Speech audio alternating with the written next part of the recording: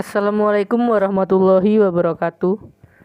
Perkenalkan, nama saya Muhammad Aziz, NIM 6211418062.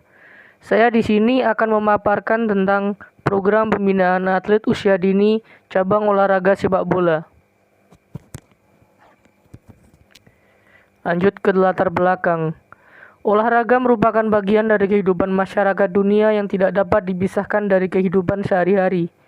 Olahraga memang telah memainkan peranan yang sangat strategis dalam kehidupan manusia. Olahraga menjadi alat untuk membentuk watak dan karakter bangsa yang sangat efektif, yang siap hidup dan bersaing dalam era globalisasi.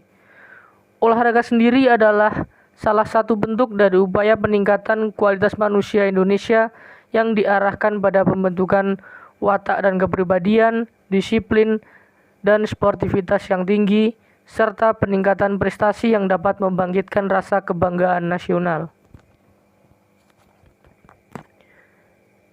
Permasalahan: bagaimana program pembinaan atlet usia dini pada cabang olahraga sepak bola?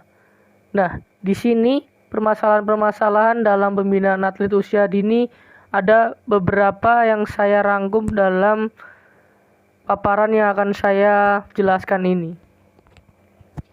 Yang pertama, di pemanduan bakat.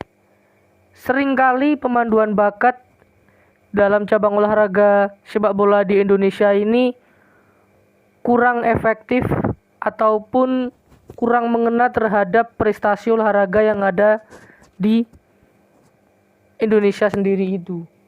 Nah, dalam hal ini kita sebagai pelatih harus membantu atau melatih anak untuk mengenal dan memahami apa itu sepak bola dan bagaimana cara melakukannya. Seperti contoh program latihan dasar yang harus diterapkan oleh para pelatih di Indonesia. Yang pertama, menerapkan warming up, kemudian warming up dengan bola, lalu passing dan dribbling, ball feeling atau sentuhan dengan bola, speed and determination, kecepatan dan gerak penguasaan bola, mengenal lengkap tentang sepak bola atau sejarah, kemudian mengenal organisasi permainan sepak bola. Nah, di sini saya rangkum dalam 1, 2, 3, 4, 5, 6, 7 program latihan dasar ini itu dibagi menjadi 2. Jadi ada yang langsung praktek di lapangan dan juga ada teori yang harus diterapkan kepada atlet sejak dini. Seperti dalam sejarah sepak bola sendiri itu. Mulai dari berkembangnya sampai di era sekarang ini. Selanjutnya ada pembibitan. Pada proses pembibitan ini, kita sebagai pelatih memberikan pelatihan yang rutin dan terus-menerus agar si anak lebih berkembang dalam menguasai teknik dasar, yaitu dengan cara mengadakan latihan rutin 3 kali dalam 1 minggu, bahkan boleh tergantung pelatih. Bisa lebih dari itu mungkin ya, mungkin seminggu bisa setiap hari, atau seminggu 4 kali, 5 kali, bahkan bisa saja seperti kalau training center tim nasional Indonesia, itu saja mereka latihan dalam 1 hari itu bisa 2-3 kali dengan porsi latihan yang berbeda, seperti pagi mereka di lapangan, teknik-teknik dasar, kemudian siang nanti mereka di tempat gym, lalu sore baru mereka fun game. Selain itu kita bisa mencari lawan untuk latihan atau sparring agar si anak bisa bekerja sama dalam tim dan meningkatkan teknik dasar mereka. Serta pelatih bisa melihat siapa anak yang benar-benar mempunyai potensi pada olahraga sepak bola. Nah, di sini bisa saya simpulkan dalam pembibitan ini, mungkin dengan mencari bakat si pemain itu, semisal ada pemain yang mencolok, ada pemain yang biasa, dan ada yang pemain yang perlu ditempa lebih. Nah, di situ adanya seleksi seperti fun game yang bisa membuat kerjasama tim itu terbentuk. Jadi karakter setiap pemain itu bisa dilihat dalam fun game tersebut. Lalu ada spesialis cabang olahraga. Dalam proses ini, si anak bisa mengetahui potensi mereka pada sepak bola. Misalkan si anak sudah cocok dengan sepak bola, mereka akan melanjutkan berlatih sepak bola. Nah, selain itu, pelatih juga bisa memposisikan si anak pada permainan sepak bola. Contohnya, si A menjadi striker, si B dan si C menjadi back, si D menjadi sayap kanan, dan si E menjadi sayap kiri, dan lain-lain. Nah, di sini dalam menentukan minat dari si anak tersebut untuk tetap semangat dan tidak kendor dalam latihan agar tidak bosan juga. Di samping pelatih harus memberikan porsi latihan yang bermacam-macam agar tidak membosankan. Nah, di situ juga ada ketertarikan khusus dari si anak untuk berlatih sepak bola. Jadi mereka mempunyai niat untuk berlatih terlebih dahulu agar pada saat latihan mereka serius dan fokus. Nah, di situ juga bisa dapat menunjang prestasi dari si anak tersebut. Progres mereka akan lebih baik jika mereka mempunyai niat dan serius fokus dalam latihan itu sendiri. Nah, di situ juga dalam tadi yang dijelaskan posisi-posisi, mungkin pelatih bisa memposisikan si anak dengan catatan pelatih sudah melihat bakat si anak bagus untuk bermain di mana. Walaupun si anak mungkin ingin bermain di posisi ini, posisi itu, tetapi tidak ada salahnya pelatih memposisikan si anak tersebut bermain di posisi di mana dia akan berada. Kemudian kemampuan fisik. Kemampuan fisik ini sangat diperhitungkan dalam sepak bola. Jika fisik mereka bagus, mereka akan berlatih atau memprogres latihan mereka sendiri dengan sangat baik.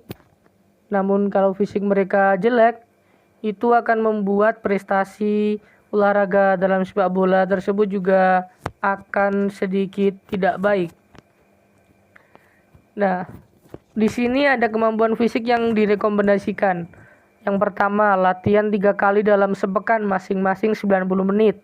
Penekanan program pada warming up tanpa bola, 10 menit warming up dengan bola, 10 menit passing, dribbling 20 menit dengan gerakan kombinasi, kemudian ball feeling 10 menit, dan games 30 menit, ditutup dengan stretching atau pelemasan 10 menit.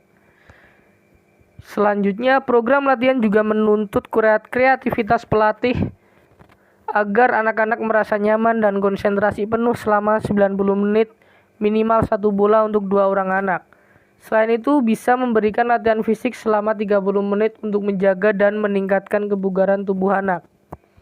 Nah, di sini kemampuan fisik sendiri sangat diperhitungkan dalam sepak bola. Bisa juga ditambahkan dengan seperti di luar dari jam latihan mereka.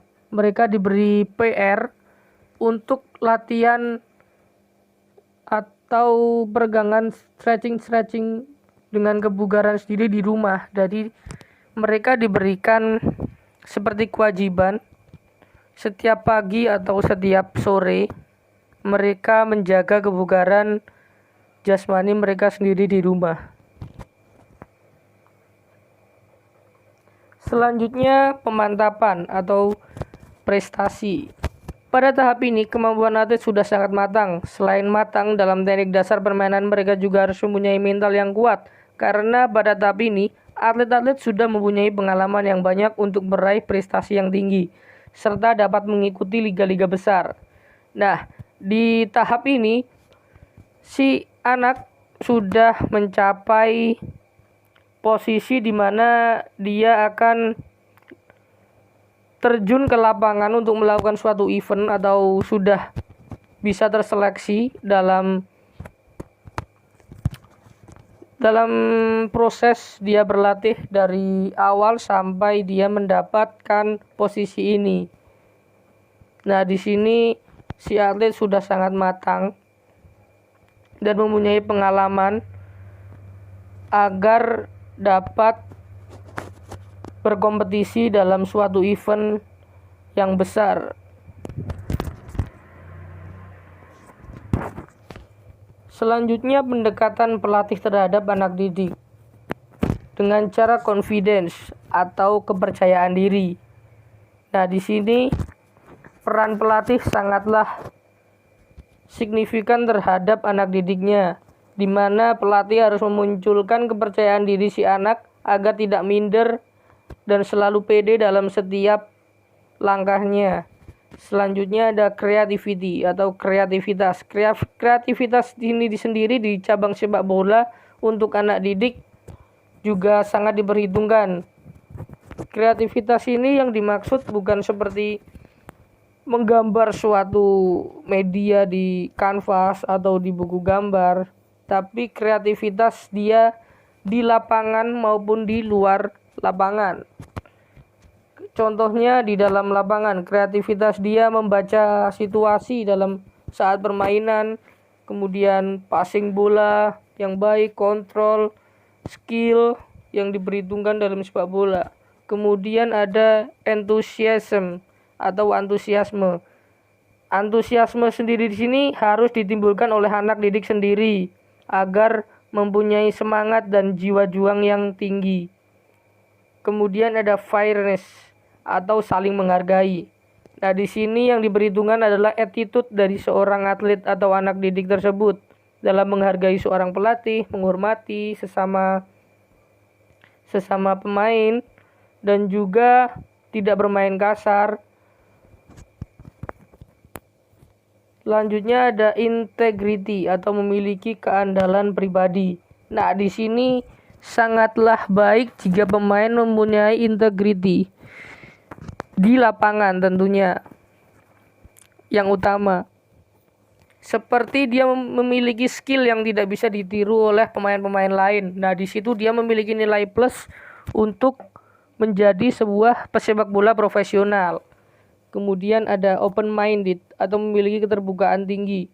Nah, di sini pendekatan pelatih terhadap anak didik dengan memiliki keterbukaan pribadi adalah seperti anak didik curhat kepada pelatih tersebut dalam hal di luar lapangan, atau bisa hal-hal yang di dalam lapangan namun mereka bicarakan saat mereka sedang di luar lapangan. Kemudian ada komitmen to excellence atau memiliki komitmen. Nah, di sini si anak memiliki komitmen yang sangat tinggi untuk menjadi seorang atlet yang besar agar dia bisa meningkatkan prestasi yang lebih tinggi. Nah, di sini juga ada dorongan dari pelatih yang harus memberi semangat dan juga memberikan latihan yang bervariatif agar si anak dapat terus berkembang dalam prestasi dan olah bolanya. Nah, untuk yang terakhir, dari semua paparan yang saya paparkan tadi, saya dapat menyimpulkan bahwa program pembinaan untuk anak usia dini dilakukan sesuai dengan urutan piramida pembinaan prestasi, yaitu yang pertama ada pemanduan bakat, tes bakat olahraga. Nah, di sini proses pengembangan bakat secara luas yaitu dengan mencoba skala bidang olahraga untuk mengetahui bakat si anak. Selanjutnya ada pembibitan. Upaya pembinaan atlet untuk menyediakan calon atlet berbakat dalam berbagai cabang olahraga prestasi. Kemudian ada spesialis cabang olahraga. Merealisasikan terwujudnya profil atlet sesuai dengan harapan yang sesuai dengan cabang olahraga masing-masing. Selanjutnya ada kemampuan fisik, teknik membentuk keterampilan taktik atlet sehingga dapat digunakan sebagai tolak ukur pengembangan dan peningkatan prestasi atlet. Selanjutnya untuk yang terakhir, ada pemantapan atau prestasi, usaha pengembangan atlet semaksimal mungkin sehingga dapat mencapai puncak prestasi. Nah, dari kesimpulan tadi bisa dibulatkan kembali, yaitu bahwa pemanduan bakat, pembibitan, spesialis cabang olahraga, kemampuan fisik, pemantapan atau prestasi itu dapat dengan proses atau latihan yang dalam jangka panjang yang tidak bisa ditentukan. Jadi tidak bisa kita harus sekali latihan langsung hebat, itu tidak bisa. Jadi kita menghargai proses dari latihan-latihan yang telah kita lakukan. Karena di setiap latihan yang kita lakukan itu memakan waktu, terus tenaga, bahkan bisa saja uang. Namun jika dilakukan dengan ikhlas dan penuh semangat, itu pasti akan membuahkan hasil. Sekian paparan tadi dari saya. Terima kasih. Wassalamualaikum warahmatullahi wabarakatuh. Salam olahraga.